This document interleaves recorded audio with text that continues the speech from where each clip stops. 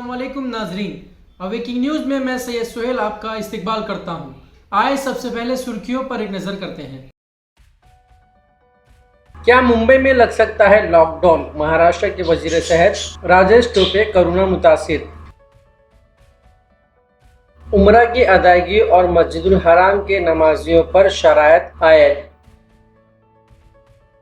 अमिताभ और Akshay Kumar petrol diesel की शरहों पर चुप क्यों? कांग्रेस। उन्नाव सानेह, सख्त सिक्योरिटी के दरमियान दोनों बेटियों की आखिरी रस्म अदा की, लाश की हो गई तदफीन। जम्मू और कश्मीर के शोपियां में इनकाउंटर, सिक्योरिटी एहलकारों ने 3 दहशतगर्दों को मार गिराया। आंध्र प्रदेश में एमएलसी इंतखाबात का शेड्यूल जारी। हैदराबाद दुनिया के दरख्तों के शहर के तौर पर तस्लीम। WHO का हिंदुस्तान में आयुर्वेद का आर्मी मरकज बनाने पर जोर। चंद्रबाबू नायडू के हल्के असेंबली कुप्पम में वाईएसआर कांग्रेस को कामयाबी, तेलुगु देशम सरबराह को धक्का। कड़पा बल्दी कॉरपोरेशन इंतखाबात के लिए तमाम तैयारियां मुकम्मल, कड़पा बल्दिया कमिश्नर लवन्ना यूसुफ अली खान की रिपोर्ट। जिले एसपी कड़पा के केन अनुगुराजन के अहकामात के तहत कड़पा पुलिस की जानिब से पंचायत इंतखाबात के मौके पर किए गए इंसानी खिदमत पर मबनी एक वीडियो जारी किया गया है। आए अब खबरें तफसील के साथ समाप्त करते हैं। क्या मुंबई में लग सकता है लॉकडाउन? महाराष्ट्र के वजीर सेहत राजेश टोपे कोरोना मुतासिर। महाराष्ट्र के वजीर सेहत राजेश टोपे ने ट्वीट के जरिए बताया है कि वो कोरोना से मुतासिर हो गए हैं। इनकी तबीयत बिल्कुल ठीक है, वो जल्द ही कोरोना से ठीक हो जाएंगे और काम पर लौट आएंगे। इधर महाराष्ट्र रियासत में कोरोना के मामलों में इजाफा देखा जा रहा है और कल शाम 5000 से ज़्यादा कोरोना के नए मामले सामने आए। कल शाम तक महाराष्ट्र में 5427 नए मामले रिपोर्ट हुए, जबकि मुंबई से अकेले 736 केस रिपोर्ट हुए। हुकूमत ने वबा पर काबू पाने के लिए सख्ती करार दी है और इसने 300 मार्शल लेने का फैसला किया है जो लोकल ट्रेन में मुसाफिर पर नज़र रखेंगे उन्होंने मास्क पहना हुआ है या नहीं। इसके अलावा मजीद मार्शल मुंबई की निगरानी के लिए तकर्रुर किए जाएंगे। उम्रा की अदायगी और मस्जिदुल हराम के नमाजियों पर शराइत आयत। सऊदी हुकूमत ने उम्रा और मस्जिदुल हराम की गर्ज से मक्का मुकर्रमा आने वाले मुकामी अफराद और गैर मुल्कियों पर अहम शराइत आयद कर दी हैं, जिनको पूरा किए बगैर मक्का मुकर्रमा में दाखिले की इजाज़त नहीं होगी।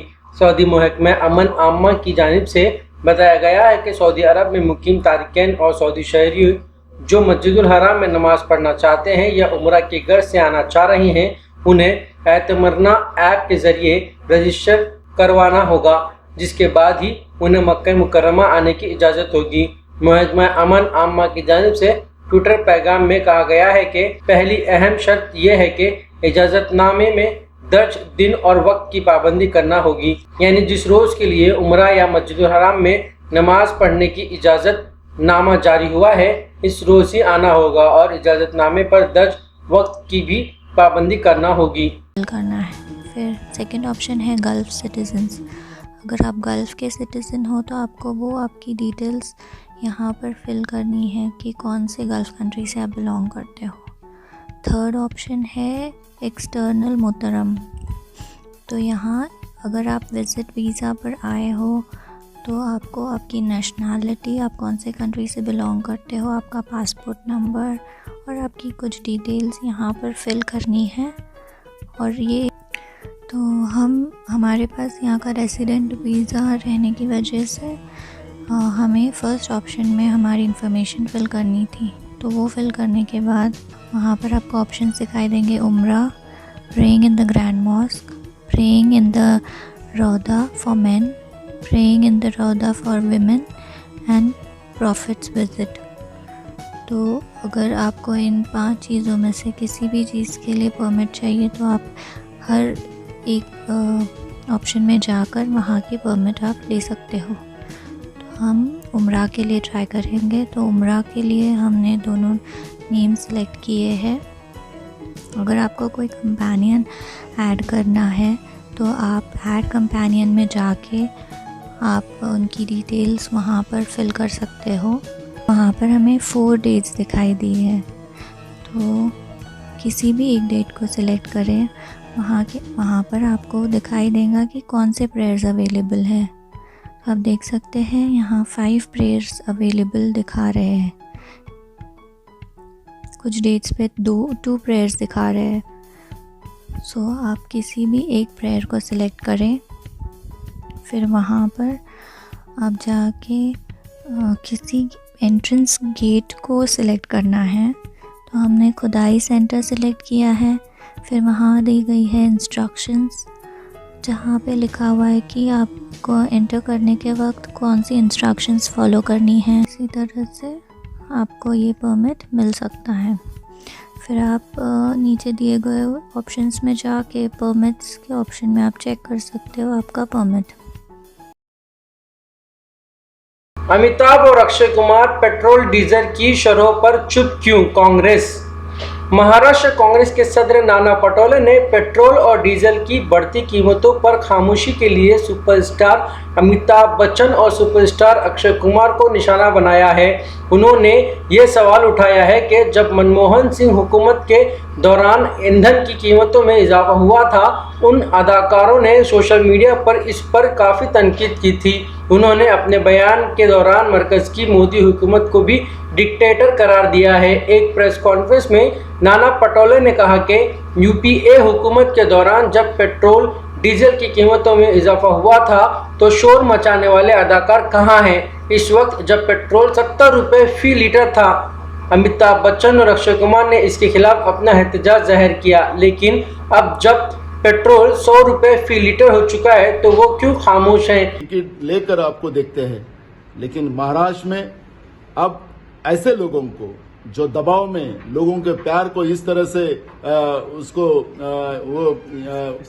इस्तेमाल करते हो, ऐसे लोगों की पिक्चर महाराष्ट्र में कभी देखी नहीं जाएंगी, शूटिंग भी नहीं होगा। अमिताभ जी, अक्षय कुमार जी, ये हमारी धमकी नहीं है, हम लोकतंत्र की बात करते हैं और लोकतंत्र में आप लोग जो हो वो जनता के आइडल हो और आपकी जवाबदारी बनती है कि जो जनता पे अन्याय हो उसकी आवाज आपको उठाना है। उन्नाव साने हैं। सख्त सिक्योरिटी के दरमियान दोनों बेटियों की आखिरी रस्म अदा की। लाश की हो गई तदफीन। उत्तर प्रदेश के उन्नाव के असवा थाने इलाके के बबराहा गांव की 2 लड़कियों की मौत के बाद पूरे गांव को छावनी में तब्दील कर दिया गया। जुमा को सख्त सिक्योरिटी इंतजामात के दरमियान दोनों बेटियों की आखिरी रस्म अदा कर दी गई। अहल खाना ने लाश की तदफीन की है। इस दौरान आईजी कमिश्नर, डीएम, एसपी समेत कई आला अफसरान मौके पर मौजूद थे। जिले इंतजामिया की तरफ से मोहल्लिकीन के घर पर भी सिक्योरिटी का पुख्ता इंतजाम किया गया है।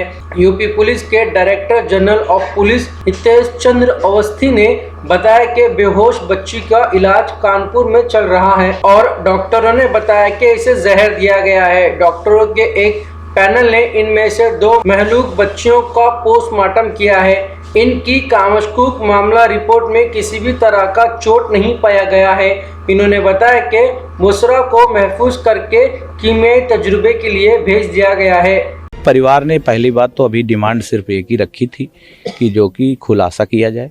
दूसरा, हमने अपनी तरफ से, सरकार की तरफ से अब ये कहा गया है कि इनको अगला जैसे चुनाव खत्म होता है वैसे हम लोग इनके परिवार को जो भी जैसे ज़मीन नहीं थी इन्होंने कहा, तो हमने कहा सरकार की तरफ से 1-1 बीघे पट्टे कराने का काम करूंगा, प्लस आवास नहीं होगा आवास देंगे, प्लस आयुष्मान कार्ड योजना का लाभ देंगे। उसके बाद जो भी सरकार की योजनाएं चल रही वो प्रथम दृष्टिया इनको मिलेंगी। देखिए, बबराहा गाँव में असवा थाना क्षेत्र अंतर्गत 3 बच्चियाँ मिली थी, जिसमें 2 मृत पाई गई थी और एक बच्ची का इलाज कानपुर के रीजेंसी अस्पताल में चल रहा है।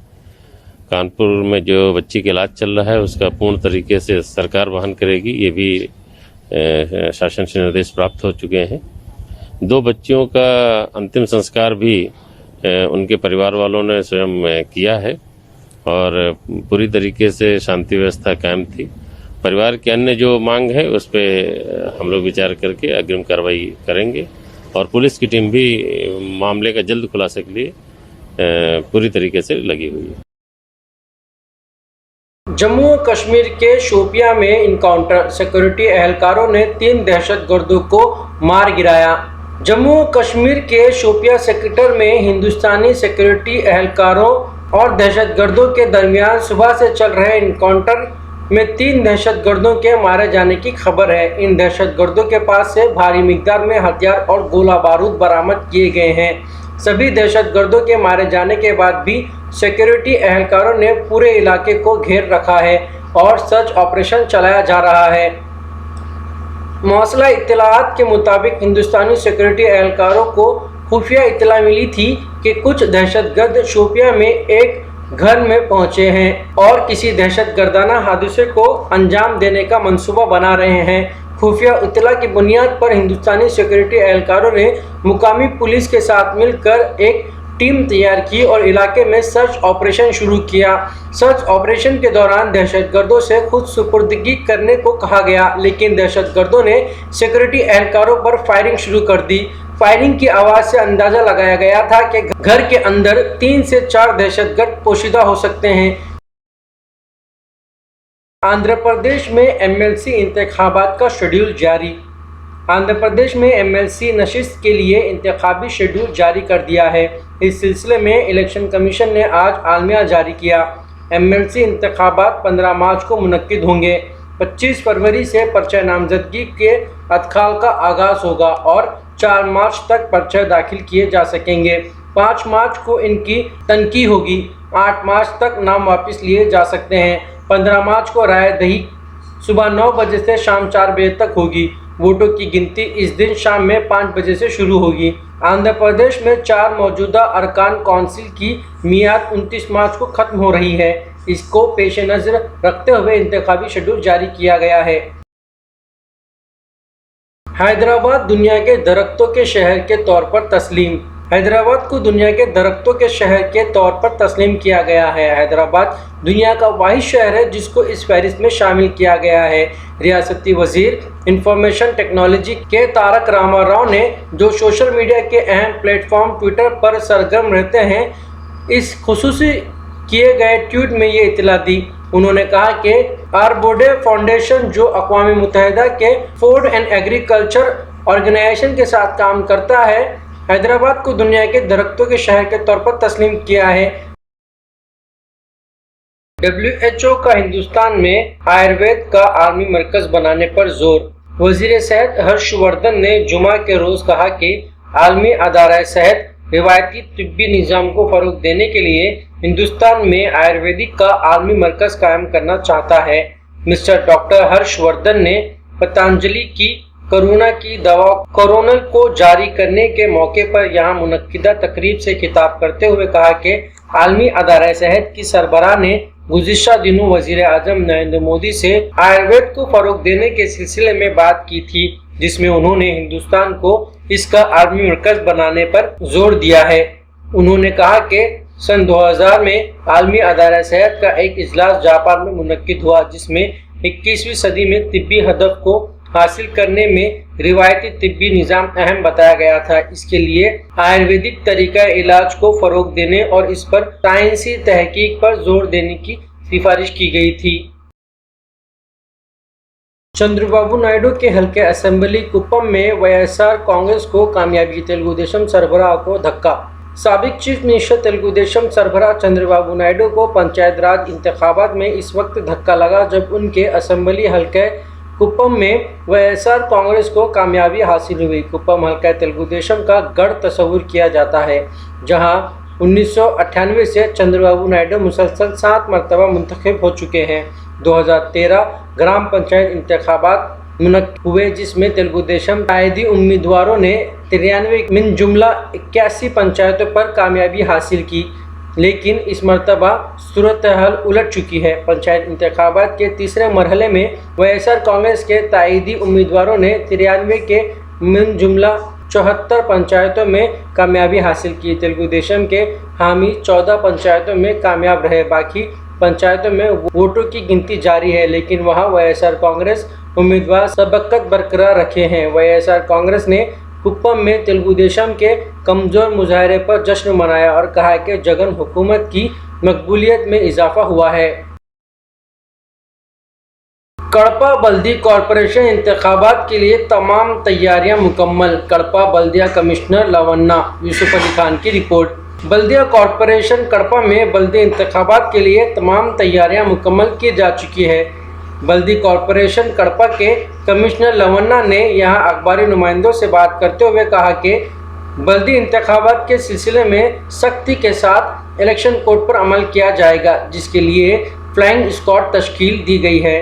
किसी भी किस्म की शिकायत के लिए कॉल सेंटर बनाया गया है। आवाम अपनी शिकायत फ़ोन नंबर 9949093772 पर कर सकते हैं। ये नंबर 24 घंटे काम कर रहा है। बल्दी कॉरपोरेशन कड़पा में 268 पोलिंग मराकज़ कायम किए गए हैं। इससे पहले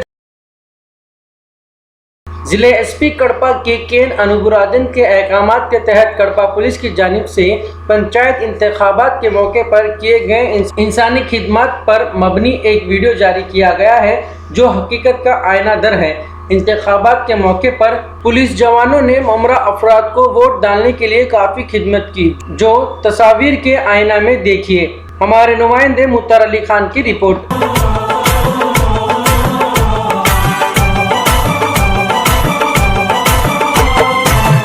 ఎనక పగలనక పని చేసే వాళ్ళం మా సుఖం మరచి మేము ప్రజల సేవ చేస్తాము త్యాగమనే సమిధులం సంఘానికి రక్షకులం స్నేహానికి పెన్నిధులం మేము పోలీసులం భరతమాత ముద్దు బిడ్డలం మేము రక్షక భటులం మేము పోలీసులం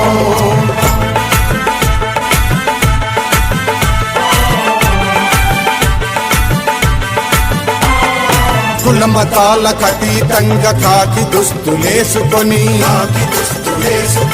కుల మతాలకు అతీతంగా కాకి దుస్తులేసుకొని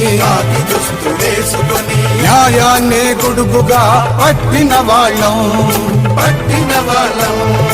అందరినీ న్యాయం నీడన చేర్చే వాళ్ళం భరతమాత ముద్దు బిడ్డలం మేము రక్షక భటులం మేము పోలీసులం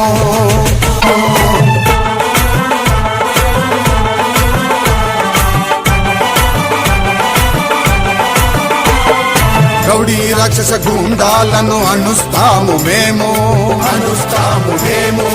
అరాచకవాదులను అంతం చేస్తాము అమాయకుల బలలా ఆర్తులే వింటాము। ये थे अब तक के ताज़ा तरीन हालात। बने रहिए हमारे साथ जानने के लिए और भी नई खबरें। लाइक कीजिए हमारे इस चैनल को, सब्सक्राइब कीजिए और अपने दोस्तों के साथ शेयर कीजिए। मिलते हैं कल आपसे नई खबरों के साथ। तब तक के लिए शब्बा।